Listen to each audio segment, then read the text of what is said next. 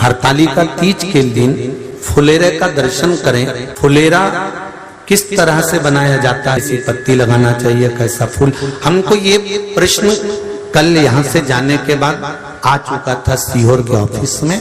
और उसके बाद हमने पंडितों को कहा था कि एक फुलेरा तैयार कर रखें और उस फुलेरे का दर्शन सभी को लाइव कराएं, जिससे घर पर या मंदिर में आप शिव जी की जब आराधना करें तो उसके ऊपर फुलेरा बंधा होना चाहिए।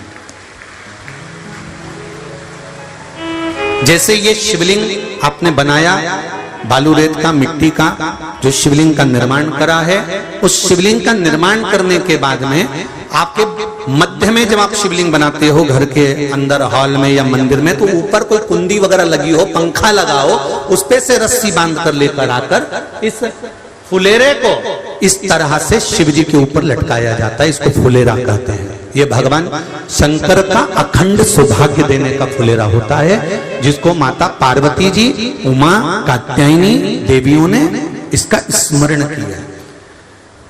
एक गोल होता है, गोल, चौकोर, तिरछा, जिस तरह से भी बनाना हो, पर शिव जी के ऊपर नीचे शंकर भगवान होते हैं। ये थोड़ा ऊंचा, जिससे पूजन भी आराम से हो जाए, इसको ऊंचाई की ओर लगाया जाता है, जिससे भगवान, जैसे अपन जलाधारी लगाते हैं, उसी तरह से इस फुलेरे को लगाया जाता है। तो इस फुलेरे में कहीं ना कहीं पत्तियों को भी लगाना चाहिए। माला के साथ में कोई आम की पत्ती हुई, अशोक की पत्तियां हुई, उसका भी स्मरण इसमें आता है महाराज, उसका भी स्मरण।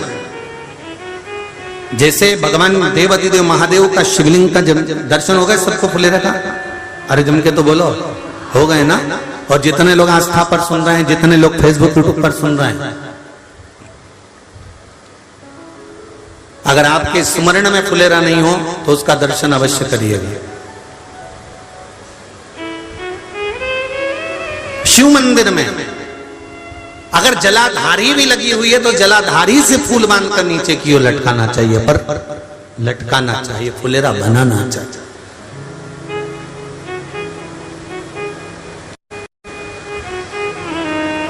सात फल हैं फुलेरा के। कितने फल हैं? 7। ध्यान दीजिएगा। पहला,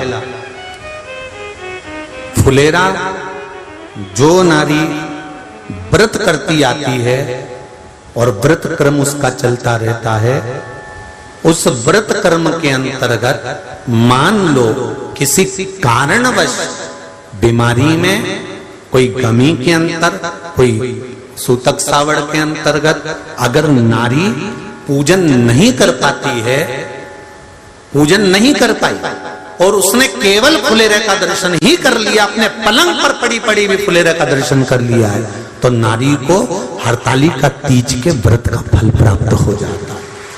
7 फल हैं भगवान शंकर के हरतालिका तीज के फुलेरे का। पहला फल व्रत का मूल। दूसरा, यदि कोई नारी आई और उसके संतान नहीं, 10 साल, 8 साल, 5 साल, 6 साल, 7 साल, 12 साल, 15 साल हो गए, उस फुलेरे का मात्र स्मरण कर कर एक पुष्प भी उसने अगर हल्दी कुंकू का लगाकर उस फुलेरे का टच कर कर भगवान शिव के पावन चरणों में रख दिया है और विनती कर कर गई है, तो अगला फुलेरा वो खुद बनवाती है, उसकी गोदी में संतान आ ही जाएगा। अगला फुलेरा वो खुद बनवाएगी, के जाएगी, जी अगली बार फुलेरा मेरी तरफ से बनवा देना, मंदिर में फुलेरा मेरी तरफ से लगवाना, अगली बार जब तुम पूजन करो तो फुलेरा मेरी तरफ से बनवाना। ये फुलेरे का महत्व। तीसरा, महाराज हम कोई दान, गौदान, हरतालिका तीज की किताब है आपके यहाँ, जो लोग पढ़ते होंगे हरतालिका तीज की किताब, उसमें लिखा है ब्राह्मण देव को ये दान देना है, ऐसा दान देना है। अब कोई गरीब है, कोई साधारण है, नहीं है किसी की कैपेसिटी, नहीं दे सकता, तो क्या होता है? तो कहा हम गौदान नहीं कर पाते, हम स्वर्ण दान नहीं कर पाते, हम वस्त्र दान नहीं कर पाते, हम मुद्रा दान नहीं कर पाते, हम अन्नदान नहीं कर पाते, हम ये